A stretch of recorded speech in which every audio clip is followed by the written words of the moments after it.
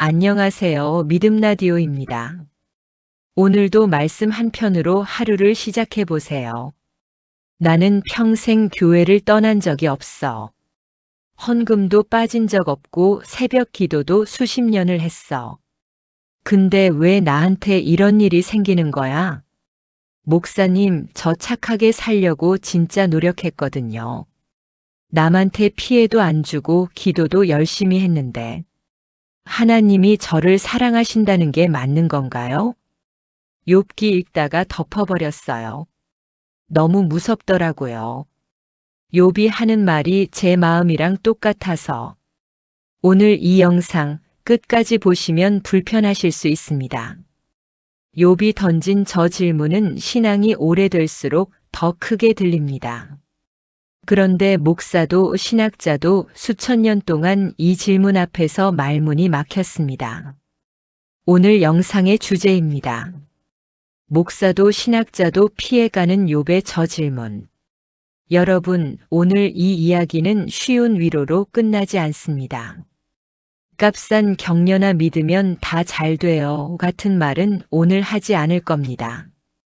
왜냐하면 욥의 질문은 그런 말로 덮을 수 있는 질문이 아니기 때문입니다. 수천 년 전에 한 사람이 던진 질문이 지금 이 순간에도 살아있는 이유가 있습니다. 그것은 그 질문이 인간의 가장 깊은 곳에서 나온 진짜 질문이기 때문입니다.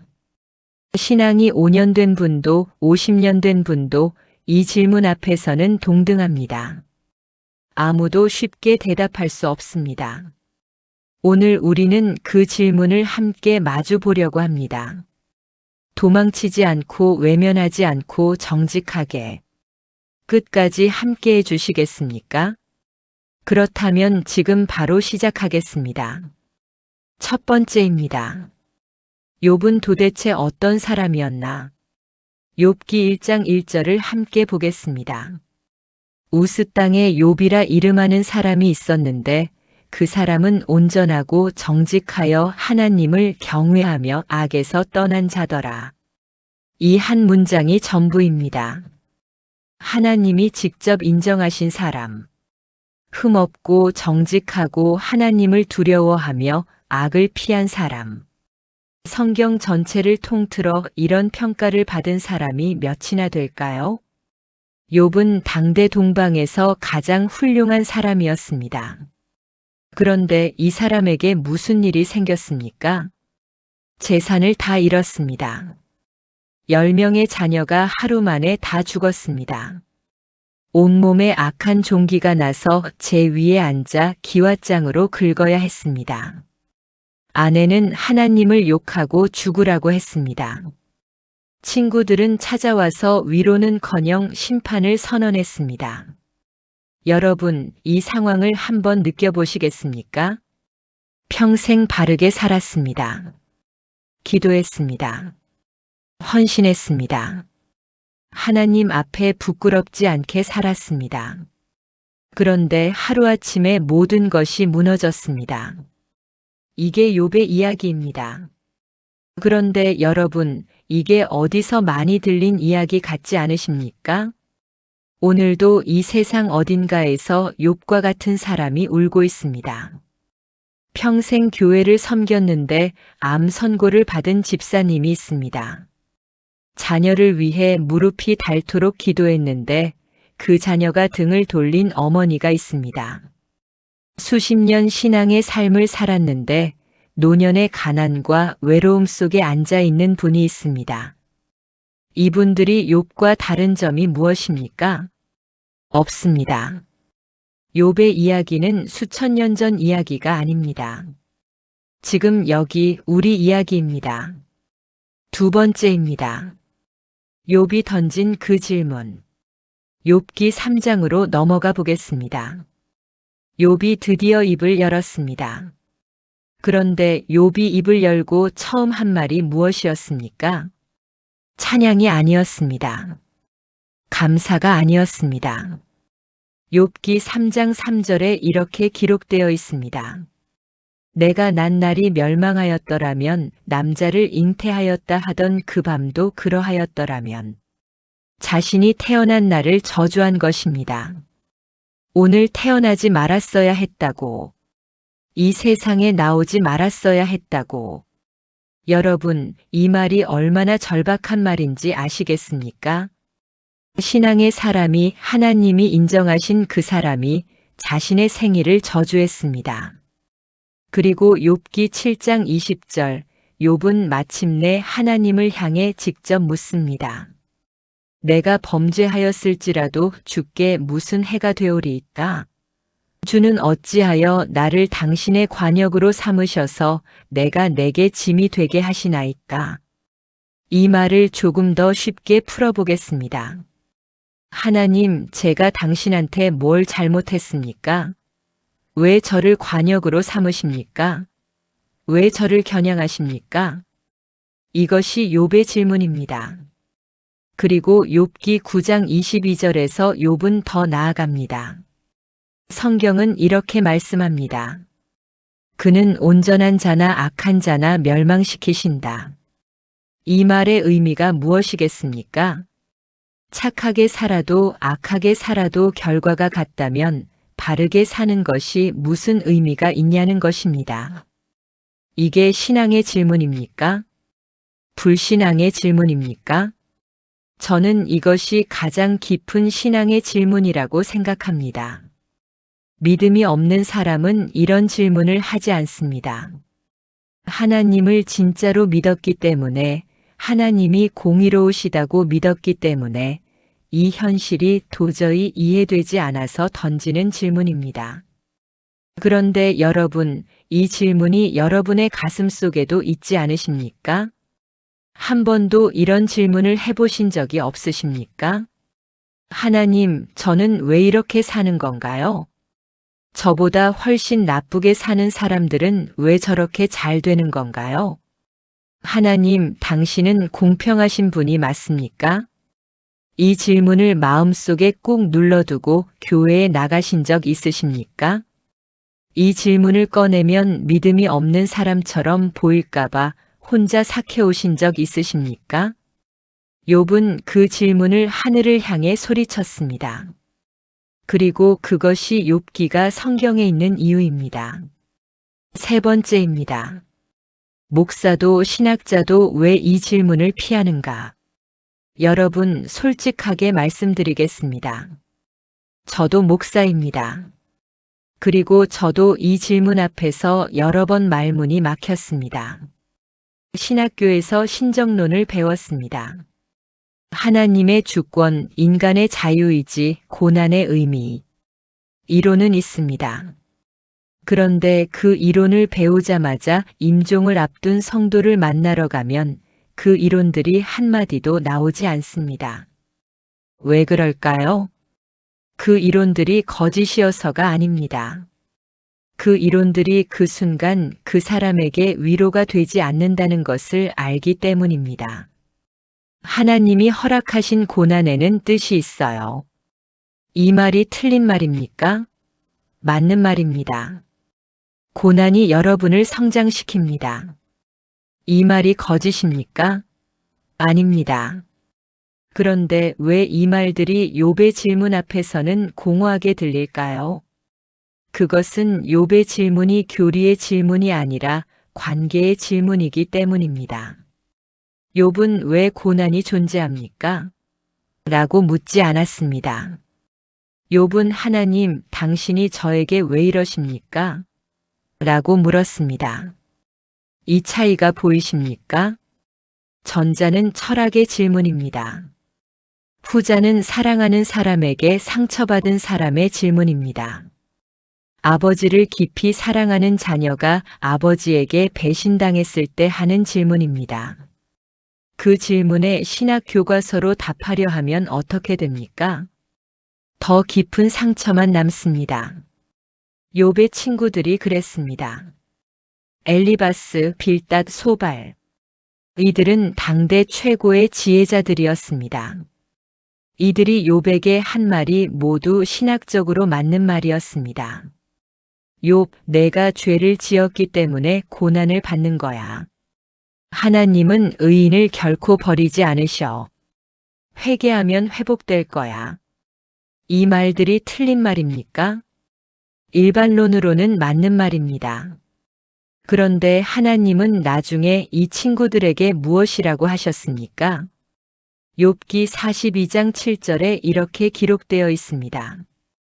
여호와께서 엘리바스에게 이르시되 내가 너와 내 두 친구에게 노하나니 이는 너희가 나에 대하여 말한 것이 내 종 욥의 말같이 옳지 못함이니라.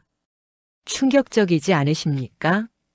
신학적으로 맞는 말을 한 친구들을 하나님이 책망하셨습니다. 반면 하나님을 향해 왜 저를 관역으로 삼으십니까? 라고 부르짖은 욥을 하나님은 옳다고 하셨습니다. 이것이 무슨 의미입니까?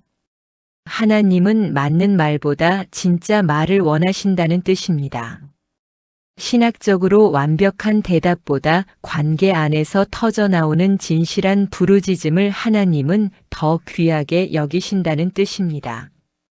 그러므로 목사들이 이 질문을 피하는 것은 어쩌면 하나님 앞에서 가장 솔직해져야 할 그 순간을 두려워하기 때문인지도 모릅니다.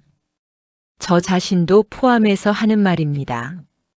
네 번째입니다.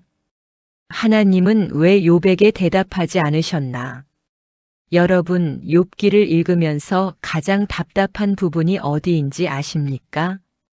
욥이 그토록 부르짖었는데 욥기 38장이 될 때까지 하나님이 침묵하셨다는 것입니다. 욥은 수십 장에 걸쳐 질문했습니다. 왜입니까? 어디 계십니까? 제 말을 듣고 계십니까? 그런데 하나님은 대답이 없으셨습니다. 여러분, 이 침묵이 느껴지십니까? 기도해도 응답이 없는 침묵. 아무리 부르짖어도 하늘이 닫혀 있는 것 같은 그 침묵.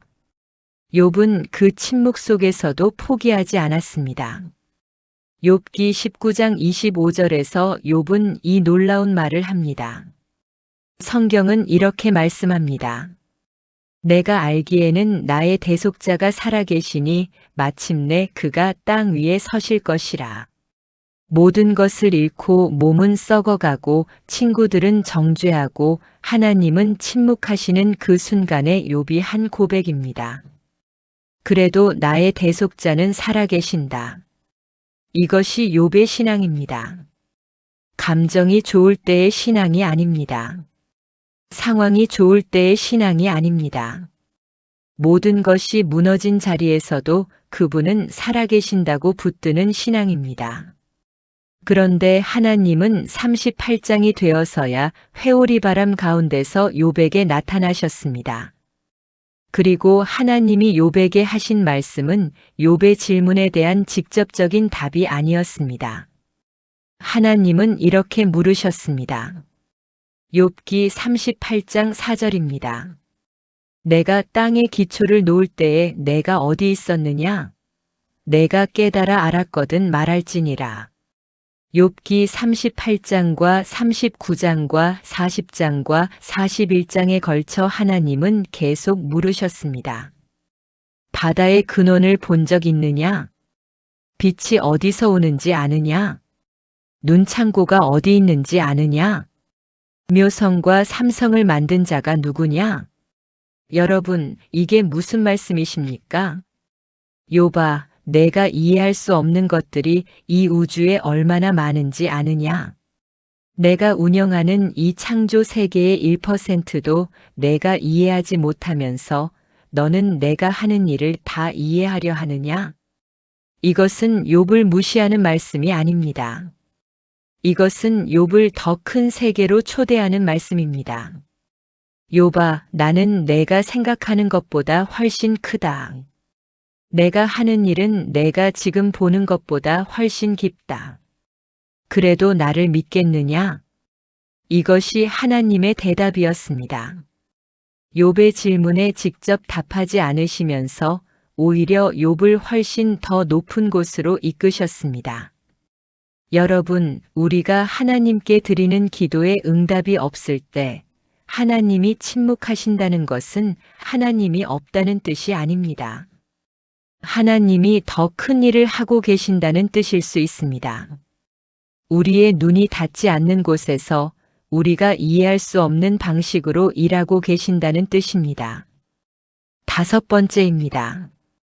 욥의 질문이 오늘 우리에게 허락된 이유. 여러분 생각해 보신 적 있으십니까? 하나님이 욥기를 성경에 왜 넣으셨을까요? 욥기는 기쁘고 아름다운 이야기가 아닙니다. 하나님을 향한 불만으로 가득한 책입니다. 왜 저에게 이러십니까? 라는 질문으로 수십 장이 채워진 책입니다. 하나님이 이것을 성경에 넣으신 이유가 있습니다. 그것은 이런 질문이 허용된다는 것을 하나님이 직접 말씀하신 것입니다. 하나님 앞에서 우리가 상처받고 지치고 이해되지 않을 때 그 감정을 그대로 가지고 하나님 앞에 나아가도 된다는 것입니다. 아름다운 말만 골라서 기도하지 않아도 된다는 것입니다. 하나님 감사합니다. 할렐루야. 이것도 기도입니다. 그런데 하나님, 저는 지금 이게 이해가 안 됩니다. 저를 왜 이렇게 두십니까? 이것도 기도입니다. 오히려 후자가 더 진실한 기도일 수 있습니다.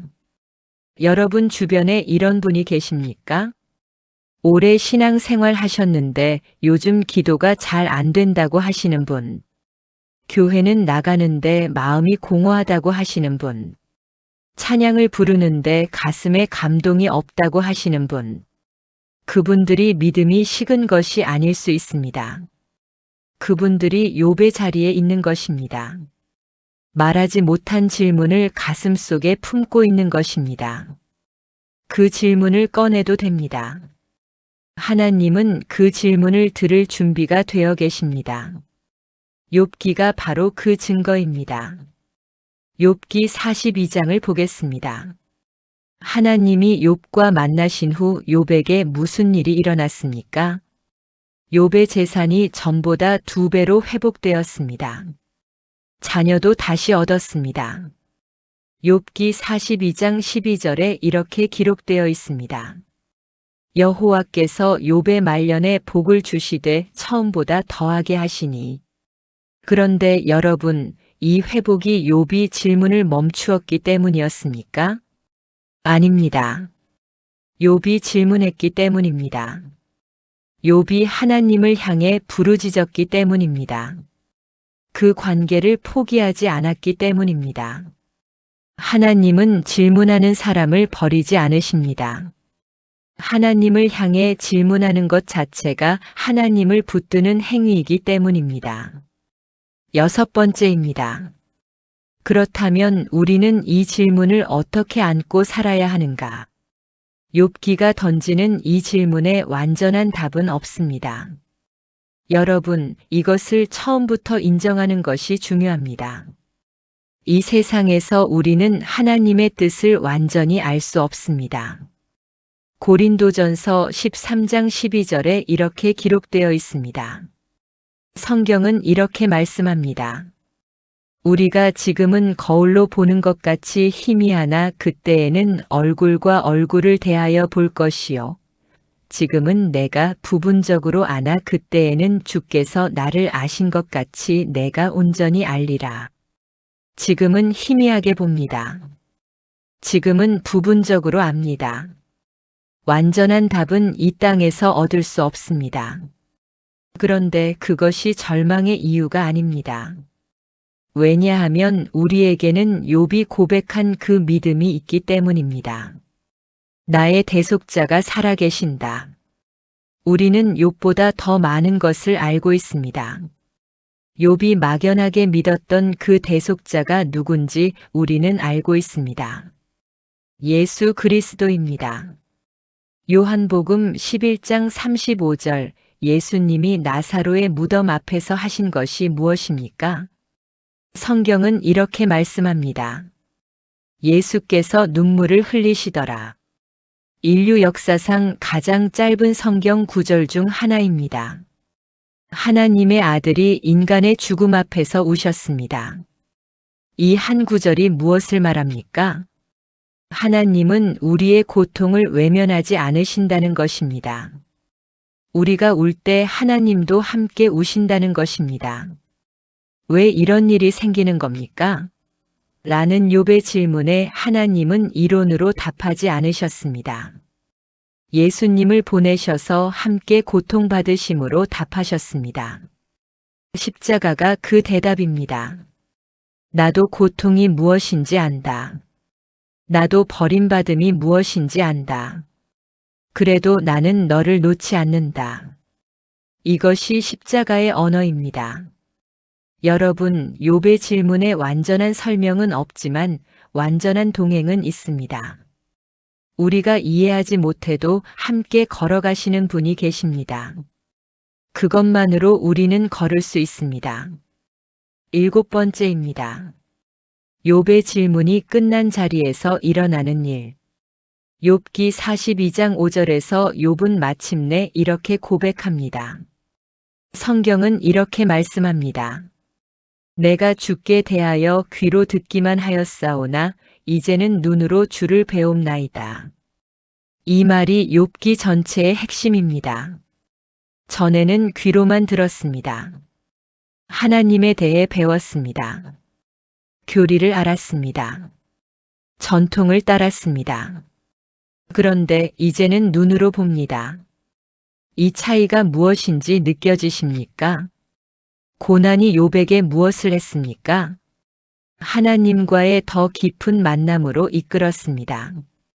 귀로 듣던 신앙에서 눈으로 보는 신앙으로 바꿨습니다. 간접 체험에서 직접 체험으로 바꿨습니다. 여러분, 오랫동안 신앙생활을 하셨지만 아직 하나님이 귀로만 들리십니까? 말씀을 알지만 그 말씀이 가슴으로는 닿지 않는 것 같으십니까? 어쩌면 지금 여러분이 겪고 계신 고난이 욥이 겪은 그 과정일 수 있습니다. 귀로 듣던 신앙에서 눈으로 보는 신앙으로 넘어가는 그 경계선에 서 계신 것일 수 있습니다. 그 경계선은 쉽지 않습니다. 욥이 경험했던 것처럼 고통스럽습니다. 이해되지 않습니다. 억울합니다. 그래도 이 자리를 버티고 나면 다른 세계가 열립니다. 귀로 들은 하나님이 아니라 눈으로 본 하나님. 이론의 하나님이 아니라 나의 하나님. 이 만남이 기다리고 있습니다. 욥기 42장 10절에 이렇게 기록되어 있습니다. 욥이 그의 친구들을 위하여 빌 때 여호와께서 욥의 곤경을 돌이키시고 여호와께서 욥에게 이전 소유보다 갑절이나 주신지라. 놀랍지 않으십니까? 욥이 자기 아픔을 붙들고 있었을 때가 아닙니다. 자기를 정죄했던 그 친구들을 위해 기도했을 때 회복이 시작되었습니다. 이것이 욥기가 주는 마지막 가르침입니다. 내 질문을 끌어안고 하나님 앞에 나아가고 그 하나님을 만나고 그 만남 이후에 다른 사람을 위해 기도하는 것. 이것이 욥의 신앙이었고 이것이 우리가 걸어야 할 길입니다. 여러분, 오늘 우리가 함께 나눈 이야기를 정리해 보겠습니다. 욥의 질문은 불신앙의 질문이 아닙니다. 가장 깊은 신앙에서 나오는 질문입니다.